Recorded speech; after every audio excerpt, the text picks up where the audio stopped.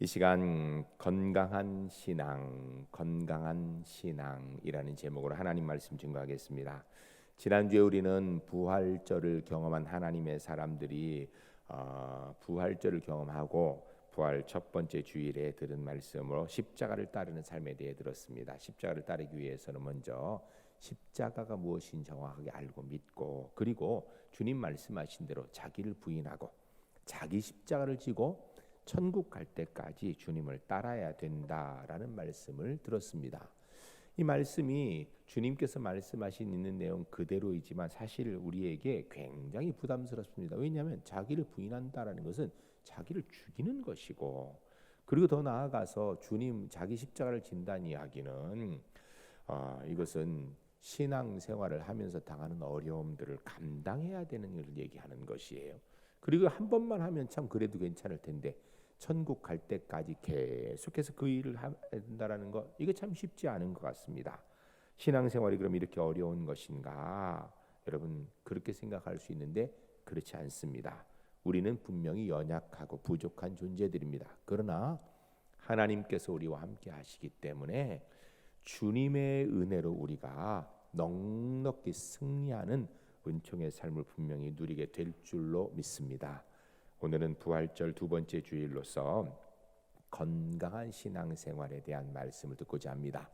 말씀을 들으면서 내 신앙은 건강한가, 그렇지 못한가 다시 한번 점검해 보시면서 건강한 신앙생활을 함으로 인하여서 주께서 주시는 말씀대로 믿음으로 넉넉히 승리하는 우리 제1교회 하나님의 사람들이 주 안에서 꼭 될 수 있기를 주의 이름을 간절히 축복합니다.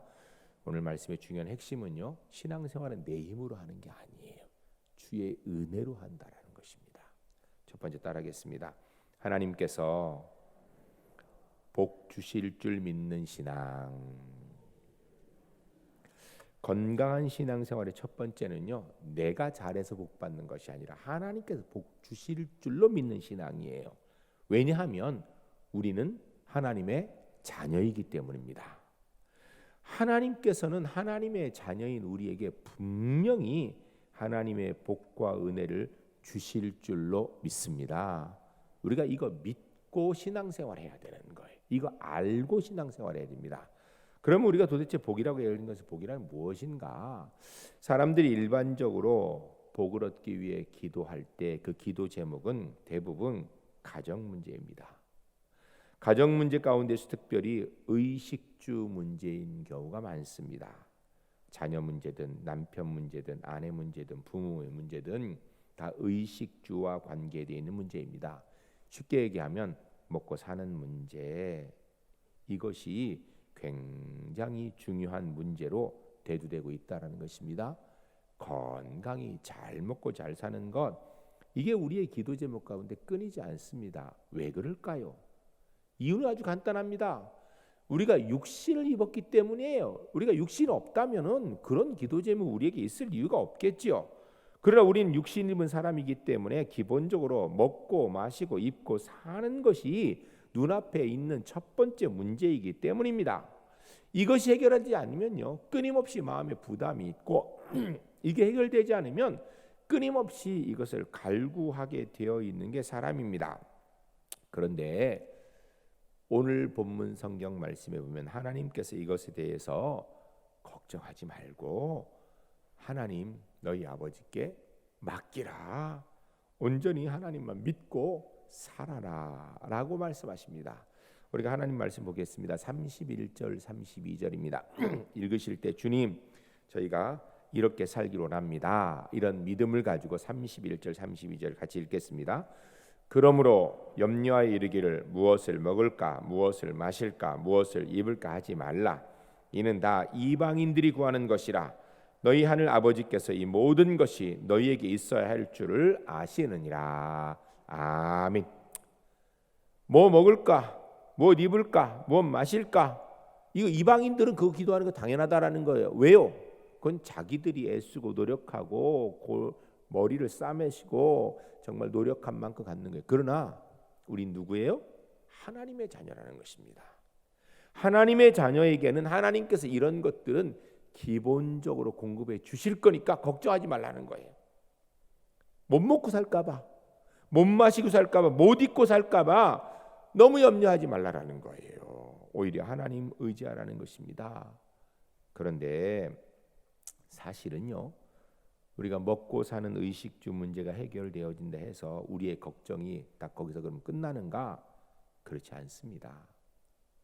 사람은 동물이 아니기 때문에, 동물과 다르기 때문에 먹고 사는 문제 해결된다고 걱정이 없어지는 게 아니에요. 동물은 어때요? 눈 뜨면 하루 종일 하는 게 뭔가 먹는 거 찾는 거예요. 먹는 거 찾아서 배부리 먹고 나면 뭐예요? 쉬는 거예요. 또 쉬고 나서 또 배고파지면 뭐예요? 또 먹는 거 찾는 거예요.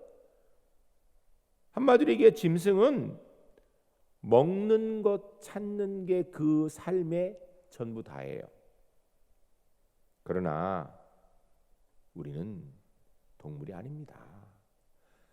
어떤 사람들이 이야기하기를 사람도 동물 중에 하나라고 자꾸 이야기를 합니다. 그러나 사람은 사람이지 사람은 동물이 아니에요. 실제로 사람은 배가 불러도 영적인 만족감이 없으면 끊임없이 무언가를 더 갈구하는 허전함 속에 살 수밖에 없습니다. 아니, 배가 안 불러도, 배가 고파도 영적인 만족의 삶을 추구하며 살아가는 것이 그게 인간이에요. 그런데 의식주 문제만 하나님께서 하나님을 의지하라고 말씀하는 거 아니에요. 이 영적인 문제까지도 하나님만 의지하라고, 하나님 바라보고 살라고 이야기합니다. 왜냐하면 영의 허전함은 하나님의 품 안에서만 넉넉히 채워지는 줄로 믿습니다. 그래서 성경은 끊임없이 하나님만 믿고 주님 바라보고 살아가라라고 이야기하는 것입니다. 오늘 우리 울산제일교회 성도님들 오늘 주 앞에 나와 예배하면서 주님, 제가 육신으로 먹고 사는 문제뿐 아니라 내 영의 만족감도 주님께만 있는 줄 알고 주님만 바라보고 주님만 의지하고 믿고 살겠습니다. 결단하고 그렇게 살아가신 하나님의 사람들이 주 안에 모두 될 수 있기를 주의 이름 간절히 축복합니다. 대서양을 건너는 한 화물선이 있었습니다. 안개가 자욱하게 낀 날도 항해를 하고 있었어요. 근데 이 화물선의 선미에서는 허드렛 일을 돕는 흑인 소년이 하나 있었습니다. 그날도 이 소년이 열심히 뱃일을 하고 있다가 그냥 이 선미에서 어떻게 하다 보니까 미끄러져 가지고 바다에 빠져버렸습니다. 바다에 빠진 다음에 살려달라고, 내가 빠졌다고 아무리 소리를 쳐도 배 엔진 소리, 파도 소리 때문에 그 소리가 묻혀버렸습니다. 아무도 듣지 못했습니다. 세찬 파도로 인하여서 점점 배는 앞으로 나가고 있고 이 소년은 배와 점점 거리가 멀어져요. 이 소년이 필사의 힘을 다하여서 수영을 했지만 배를 따라가기는 역부족이었습니다. 점점 거리가 멀어지더니 급기야는 눈앞에서 배가 사라져 버렸습니다. 망망대해에 혼자 남은 흑인 소년, 얼마 시간이 지나니까 팔다리 힘도 빠지고 이제는 죽었구나라는 죽음이 눈앞에 와 있는 것을 직면하게 되었습니다. 팔다리 힘도 빠졌고 물도 먹고 그런 가운데에서 배가 보이지 않으니까 이제는 죽었구나라는 포기하는 마음이 들려고 할 때 그의 마음속에 문득 그에게 늘 자상하게 대해주던 선장님의 따뜻한 얼굴이 떠올랐습니다. 그 얼굴이 떠오르니까 바로 생각되는 것이, 아니야, 우리 선장님은 내가 없어진 걸 알면 분명히 배를 돌이켜 돌아와서 나를 분명히 구하러 오실 거야 라는 생각이 딱 들었어요. 그 생각이 들으니까 이 소년이 다시 힘이 생겼습니다. 필사적으로 수영했습니다. 그 시간에 배 안의 선장님은 늘 일하러 다니는 흑인 소년이 보이지 않아요. 어디 갔나 찾아보니까 없어. 이건 필시 바다에 빠진 것이 분명하구나 생각하였습니다. 그래서 배를 돌리라라고 이야기합니다. 그러자 누가 이야기하기를, 벌써 주변에 안 보이는 거 보니까 빠진 지가 오래됐고 아마 상어밥이 했든지 아니면 지쳐가지고 물에 빠져 죽었던지 이미 죽었을 것입니다. 소용없습니다 라고 얘기했어요. 그래도 선장님은 소년을 찾아보기로 마음먹고 배를 돌리라고 했습니다. 그때 선원들 중에서 반대하면서 아니 그 허드렛 일이 하는 흑인 소년 아무것도 아닌데 뭐 그 애 때문에 이 배를 돌려서 우리가 다 돌아가야 됩니까? 라고 불평했습니다. 그때 선장님 큰 소리로 무슨 소리 하냐고, 배를 돌려야 된다고, 그 손을 찾아야 된다라고 강력하게 이야기했습니다. 선원들 중 아무도 더 이상 토를 다는 사람이 없었습니다. 배를 돌려서 어느 정도 가다 보니까 아이 하나가 정말로 물에 빠져 있어요. 보니까 그 소년인데 이미 축 처져서 익사 직전이에요. 건졌습니다. 아이가 의식은 있는데 죽진 않았는데 아직 뭐 정신이 없는 상황이에요. 응급처치를 통하여서 아이가 이제 깨어나게 되었습니다. 소년이 깨어나자 선장님이 물었습니다. 어떻게 이 망망대해 바다에서 그토록 오랫동안 견딜 수 있었느냐라고 물으니까 소년이 대답하기를 저는 선장님께서 반드시 저를 구하러 오실 줄 믿었거든요. 그래서 선장님이 어떻게 내가 너를 구하러 올 거라고 그렇게 알았지라고 물으니까 소년이 이야기하기를 왜냐하면 선장님은 제게 그런 분이시니까요. 사랑하는 성도 여러분, 하나님께서는 우리에게 복 주실 줄로 믿습니다. 왠지 아세요? 하나님은 우리에게 바로 그런 분이에요. 세상에 누가 뭐라 해도 어쩌면 세상 사람들은 우리가 별거 아니라고 무시할지 몰라요. 그러나 하나님께는 둘도 없는 하나님의 자녀인 우리에게 복 주실 분인 줄로 믿습니다. 전 우리 제일교회 성도님들이 어떤 상황에서도 하나님께서 나와 함께 하셔, 하나님 내게 복 주셔, 이 분명한 믿음 가운데 살아가는 하나님의 사람들이 주 안에서 꼭 될 수 있기를 주의 이름은 간절히 축복합니다. 여러분, 우리 그리스도인은 내가 노력하고 애쓰고 힘써서 복을 만드는 게 아니에요. 우리가 하나님의 자녀이기 때문에 하나님께서 우리에게 복 주실 줄로 믿습니다. 두 번째 따라하겠습니다. 하나님 편에 서는 신앙. 건강한 신앙의 첫 번째는 하나님께 복 주실 줄 믿는 거. 왜? 누가 뭐래도 난 하나님의 자녀거든요. 누가 뭐래도 하나님 날 버리지 않으시거든요. 두 번째는 하나님 편에 서는 신앙이에요. 오늘 본문 33절 전반절을 우리가 함께 읽겠습니다. 읽으실 때 무슨 뜻인가 생각하며 읽겠습니다. 그런즉 너희는 먼저 그의 나라와 그의 의를 구하라. 아멘. 세상 것 염려하지 말고 안에 허전한 거 채우려고 하지 말고 뭐 하라고요? 먼저 그의 나라와 그의 의를 구하라 라고 말씀하십니다. 이 말씀은 여러 가지로 해석할 수 있는데 우리가 오늘 본문에서 이 말씀을 통해서 꼭 한 가지 생각해야 될 부분이 있습니다. 그것은 바로 이 본문이 뭘 얘기하고 있는가? 하나님을 내 편으로 끌어들이는 삶을 사는 것이 아니라 내가 하나님 편 되려고 노력하는 삶을 살으라는 것입니다. 하나님 뜻에 순종하고 하나님이 내게 최우선시 되어져서 먼저 그의 나라와 그 일을 구한다는 건 하나님 편에 서는 걸 이야기하는 거예요. 하나님께서 내 삶에 원하는 것이 무엇인가? 나는 하나님 편이니까 늘 거기에 관심 갖고 살아라는 것입니다. 여러분은 지금까지 살아가시면서 하나님이 내 편 되달라고 기도하셨습니까? 아니면 내가 하나님 편 되겠다라고 하나님께 기도하며 사셨습니까? 하나님이 내 편 되달라고 우기며 사셨습니까? 아니면 내가 하나님의 편이라고 강력하게 주장하며 사셨습니까? 그리스도인은요, 하나님이 내 편이라고 얘기하는 사람이 아니에요. 그리스도인은 내가 하나님 편입니다 라고 얘기하는 사람이에요. 구약성경 사사기에 삼손이라는 사람이 나옵니다.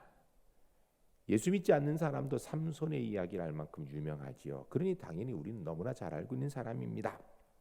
이 삼손은 성경에 보면 태어날 때부터 나실인으로 태어났습니다. 나실인이라는 사람들은 하나님을 섬기기로 정해져 있는 사람, 물론 다 하나님의 사람이지만 특별히 하나님 편에 서서 하나님의 일을 하는 사람으로 태어난 사람이에요. 그래 하나님께서 그에게 대단한 용력을 주었습니다. 천하장사였습니다.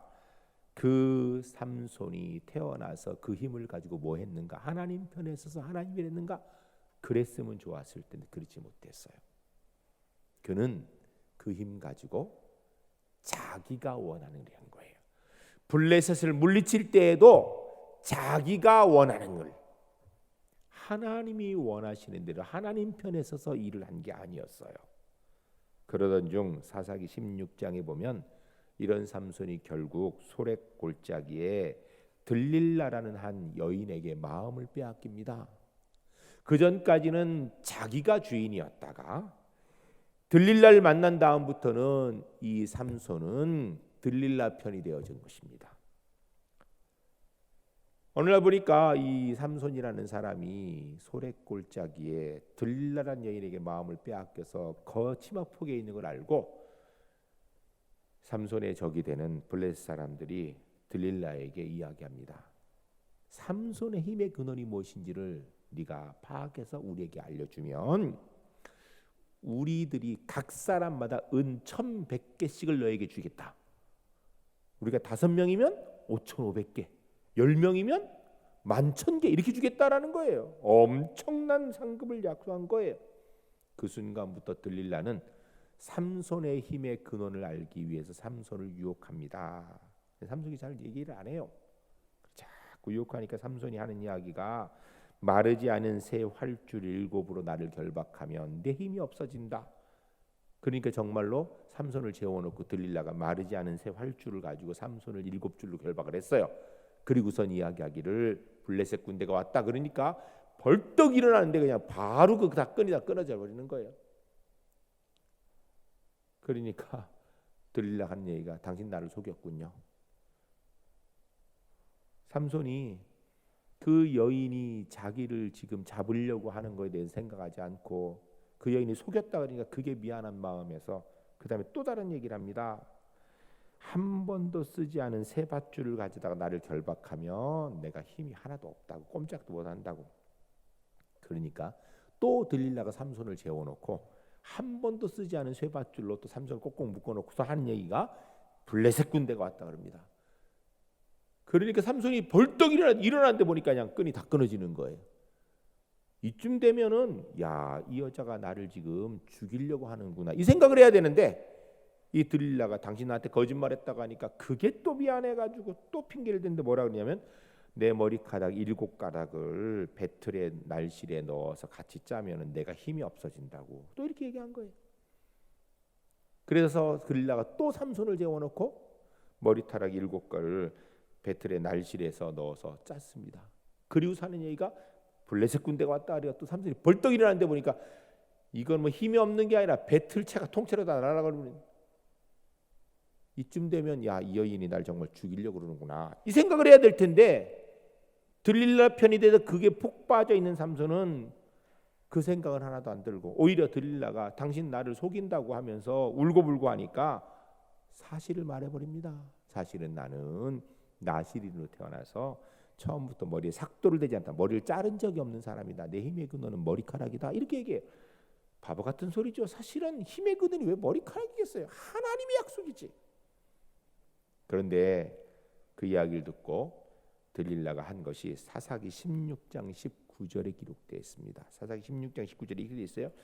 들릴라가 삼손에게 자기 무릎을 베고 자게 하고 사람을 불러 그의 머리털 7가락을 밀고 괴롭게 하여 본즉 그의 힘이 없어졌더라. 들릴라가 삼손을 재워놓고 머리카락 7가락을 밀고 나서 보니까 진짜 힘이 없어요. 저는 어렸을 때 이 성경 구절에서 삼손 머리를 빡빡 깎은 줄 알았어요. 그냥 딱 전체. 그래서 아니 7가닥을 밀었더니 힘이 없어졌더라. 왜? 하나님의 약속이 깨진 거거든요. 결국 삼손은 블레셋 사람에게 붙들려서 두 눈이 뽑히고 놋줄에 매여서 옥에서 맷돌을 밀게 하는 짐승 같은 노예로 전락하게 됩니다. 천하 장사 삼손이 왜 이렇게 되었을까요? 그 누구도 감히 어찌하지 못하는 기운의 장사 삼손이 어떻게 이렇게 비참한 상태가 되었을까요? 딱 한 가지 이유 때문입니다. 삼손은 하나님보다 들릴라가 더 소중했어요. 삼손은 들릴라와 하나님 중에 하나님 편 대신, 아니, 삼손이 들릴라 편이 되어진 거예요. 그러니 그에게 하나님의 권능의 능력은 그에게 더 이상 있을 수 없게 된 것입니다. 들릴라 편이 되기 위해서 하나님의 편이 되기를 포기한 삼손은 힘없는 자가 되어서 짐승 같은 노예가 된 겁니다. 이 삼손이 블레 사람들의 조롱 속에서 마지막 기도하고 마지막 장면이 사사기 16장 28절에 30절까지 나옵니다. 화면에 나올 텐데 우리가 함께 읽겠습니다. 읽으실 때 뭐라고 기도하고 있는지, 그리고 그 기도를 통하여 어떤 일이 일어나는지 우리 생각하며 같이 읽겠습니다. 삼손이 여호와께 부르짖어 이르되 주 여호와여 구하옵나니 나를 생각하옵소서. 하나님이여 구하옵나니 이번만 나를 강하게 하사 나의 두 눈을 뺀 블렛 사람에게 원수를 단번에 갚게 하옵소서 하고, 삼손이 집을 버틴 두 기둥 가운데 하나는 왼손으로 하나는 오른손으로 껴 의지하고, 삼손이 이르되 블렛 사람과 함께 죽기를 원하나이다 하고 힘을 다하여 몸을 굽히매 그 집이 곧 무너져 그 안에 있는 모든 방백들과 온 백성에게 덮이니 삼손이 죽을 때에 죽인 자가 살아 있을 때 죽인 자보다 더욱 많았더라. 아멘. 짐승 같은 종이 되어서 조롱받는 가운데 삼손이 그때 정신 차리고 뭐라 그러냐면, 하나님, 제가 한 번만 마지막으로 하나님 편이 될 수 있도록 하나님 힘을 주십시오라고 기도한 거예요. 그리고 하나님께서 그에게 정말로 하나님 편으로 힘을 주셨습니다. 그래야 그가 양손으로 건물을 받치고 있는 기둥들 미니 무너져서 건물이 무너졌더라. 그런데 굳이 오늘 성경에 보면 뭐라고 얘기하냐면, 삼손이 죽을 때 죽인 자가 살았을 때 죽인 자보다 더욱 많았더라라는 것을 왜 기록했을까요? 하나님 편에 서서 힘 한 번 쓴 것이요, 눈도 빠지고 쇠사슬에 매여 있는 가운데에서 짐승 같은 상태에서 하나님 편에서 힘 한 번 쓰니까 그가 자유의 몸으로 다니면서 눈도 멀쩡하게 있을 때 가지고 있던 용력으로 해결했던 적군보다 훨씬 더 큰 능력으로 많은 적군을 해결하더라는 것입니다. 만일에 삼손이 처음부터 하나님 편에 서서 그 힘을 사용하였다면, 자기를 위해서가 아니라 들릴라 편에서가 아니라 처음부터 하나님 편에 서서 그 힘을 사용하였다면 아마 우리는 상상도 하지 못할 놀라운 결과를 성경을 통하여서 읽을 수 있었을 텐데, 문제는 삼손이 두 눈이 멀쩡하고 자기 발로 다닐 때에는 자기 편이었고, 들릴라를 만나서는 들릴라 편이었어요. 하나님 편인 건요, 죽기 전에였었어요. 여러분, 우리는 자주 내 힘이 얼마나, 내 능력이 얼마나 큰지 재어보면서 나를 보면서 야, 내가 대단하고 이런 생각들을 많이 하려고 해요. 그리고 그런 가운데 늘 기도하기는 뭐라고 기도하냐면, 하나님 더 큰 힘을 주세요. 더 큰 능력 주세요. 더 많은 재물 주세요. 더 놀라운 은총 주세요 라고 이야기하고 있습니다. 그렇게 하나님께 기도합니다. 그런데 사실은요, 정말 중요한 것은 그런 것이 아니고 내가 하나님 편에 서 있는가, 이게 중요한 거예요. 삼손에게 진짜 중요한 건 그가 얼마나 큰 힘이 있는지, 실제로 힘이 있었습니다. 나귀턱뼈 하나 들고 3,000명이나 되는 블레셋 군대를 한 자리에서 때려 죽일 만큼 힘이 있었어요. 그런데 그가 하나님 편에 서면요, 그건 아무것도 아니라는 거예요. 사랑하는 성도 여러분, 우리가 하나님 편 되면 하나님의 능력이 나와 함께 하는 줄로 믿습니다. 여러분 기억하세요. 내 능력이 얼만큼인지 그거 별로 중요하지 않습니다. 세상 사람들이 나를 어떻게 보는지, 내가 나를 얼마나, 그거 별로 중요하지 않아요. 중요한 건요, 내가 하나님 편에 서서 하나님의 손에 들려 사용되고 있는가, 이게 중요한 거예요. 전 우리 울산제일교회 성도님들이 교회에서든 가정에서든 일터에서든지 믿는 사람과 있든 믿지 않는 사람과 있든 언제든지 하나님 편에 서서 주의 능력의 오른손에 붙들려 주의 역사 일어나가는 믿음의 사람들이 주 안에 모두 될 수 있기를 주의 이름 간절히 축복합니다. 따라하겠습니다. 나는 하나님 편에만 서겠습니다. 나는 하나님 편에만 서겠습니다. 세 번째 따라하겠습니다. 하나님께서 함께하고 싶어하는 신앙. 건강한 신앙의 첫 번째는 하나님께 복 주실 줄 믿는 거. 왜? 우리 하나님 자녀니까. 두 번째는요, 하나님의 자녀로서 하나님 편에만 서는 거예요. 언제든지 그 모습을 통하여서 하나님께서 보시고 기뻐하시는, 하나님이 내가 너와 함께하고 싶구나, 내가 너와 함께한다라고 얘기할 수 있는 그런 사람이 되는 겁니다. 33절 말씀 다시 읽겠습니다. 읽으실 때 주님 이 말씀대로 꼭 살기로 합니다. 기도하는 마음으로 33절 읽겠습니다. 그런즉 너희는 먼저 그의 나라와 그의 의를 구하라. 그리하면 이 모든 것을 너희에게 더하시리라. 아멘. 할렐루야. 할렐루야. 전 우리 울산제일교회 모든 성도님들이 33절 말씀의 은혜가 우리 삶 가운데 매일매일 순간순간 이루어짐을 경험하며 살아가는 하나님의 사람들이 주 안에서 꼭 될 수 있기를 주의 이름 간절히 축복합니다. 그런즉 너희는 먼저 그의 나라와 그의 일을 구하라. 이거 뭐예요? 하나님 편에 서라는 거예요. 그러면은 이 모든 것을 너에게 더하시리라. 하나님께서는요, 우리에게 복 주실 때 하나님이 행복하실까요? 우리를 벌 주시고 혼내키실 때 행복하실까요? 여러분이 여러분의 자녀들에게 회초리를 들고 때릴 때에 여러분 마음이 즐겁습니까? 아이에게 용돈 주고 선물 주고 있는 거 나눠줄 때 여러분 기쁘십니까? 어느 쪽이에요? 혹시 아이를 혼내키고 벌 줄 때 쾌감을 느끼고 그게 즐거운 사람이 있어요? 정상이 아니죠. 그런 부모 없습니다. 여러분, 하나님께서는 우리에게 모든 것을 더해 주시기를 원하시는, 그때 하나님 행복하십니다. 우리가 그것을 받을 능력과 자기가 안 될 때 하나님께서 안타까워하세요. 그러나 우리가 하나님 편이 되어져서 그것을 받을 수 있는 상황이 되면요, 하나님이 기뻐하십니다. 하나님께서 함께하고 싶은 신앙인. 전 우리 울산제일교회 성도님들이 이 땅의 삶을 살아가면서 어떤 상황에서도 하나님께서 함께하고 싶은, 하나님께서 복 주시고 싶은, 그런데 복 주실 수 있는 그런 믿음의 주인공들이 주 안에서 꼭 되시기를 주의 이름으로 간절히 축복합니다. 성경 안에 그런 믿음의 선진들이 많죠. 우리의 역사 가운데도 많아요. 그 중에 가장 대표적인 분이 저는 생각할 때 아브라함 링컨이에요. 아브라함 링컨은 하나님이 기뻐하시는 사람이에요. 하나님께서 복 주시면서 그래서 행복해 하시는 분이에요. 왜냐하면 자기의 삶의 현장에서 하나님의 통치하심을 이루어 나간 사람이거든요.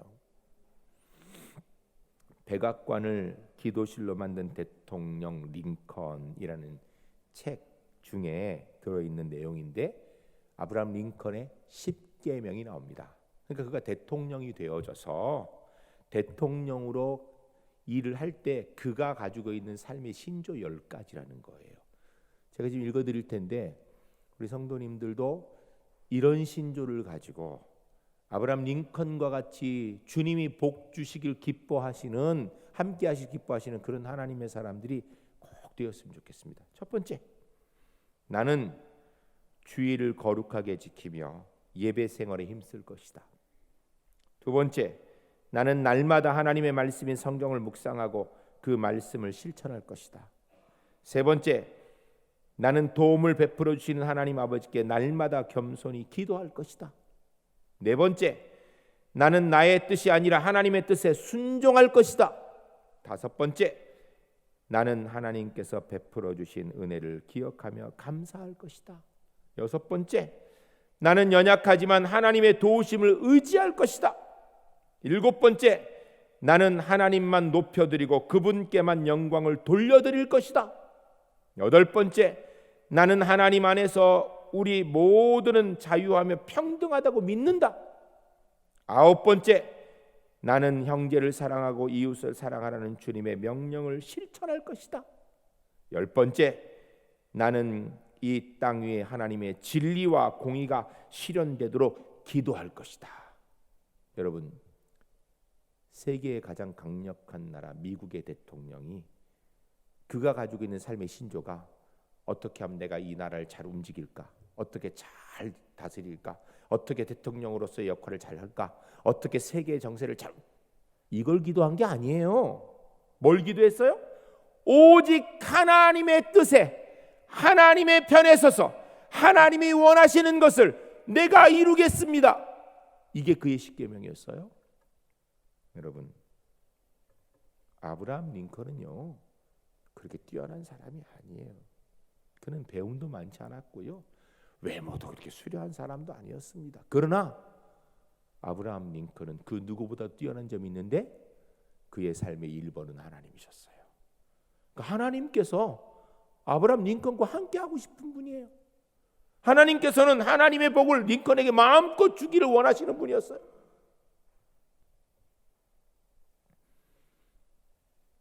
전 우리 울산제일교회 성도님들이 이 세상에서 다른 것 자랑하지 않고 링컨처럼 하나님을 자랑하고 하나님이 내 삶의 모든 것입니다 고백하며 그 주님과 함께하는 은혜가 있는 귀한 백성들이 꼭 될 수 있기를 주의 이름 간절히 축복합니다. 그런 삶을 우리가 구체적으로 어떻게 살아야 되는가? 34절입니다.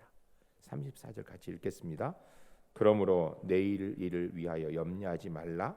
내일 일은 내일 염려할 것이요 한날의 괴로움은 그날로 족하니라. 아멘. 이 본문을 우리가 어떻게 해석하느냐에 따라 여러 가지 의미가 있을 수 있어요. 근데 제가 볼 때는요, 이 본문은 매일매일 하나님 의지하고 삶을 살아라는 거예요. 더 정확하게 이야기하면 그리스도인은요 어제를 사는 사람이 아닙니다. 그리스도인은 내일을 삶을 살지도 않습니다. 오늘을 사는 사람이라는 거예요. 어제는 지난 일입니다. 내일은 주님이 주시면 있고 안 주시면 내게 없어요. 그러나 오늘은 주님이 이미 내게 주신 것입니다. 오늘 주님이 이미 내게 주신 그날 주님을 위하여 사는 사람, 하나님께서 복 주시는 삶을 사는 사람, 하나님께서 오늘 우리의 삶의 모습을 보면서 복 주시고 함께 하시길 기뻐하시는 그런 삶을 살아가시는 우리 울산제일교회 하나님의 사람들이 주 안에 모두 될 수 있기를 주의 이름 간절히 축복합니다.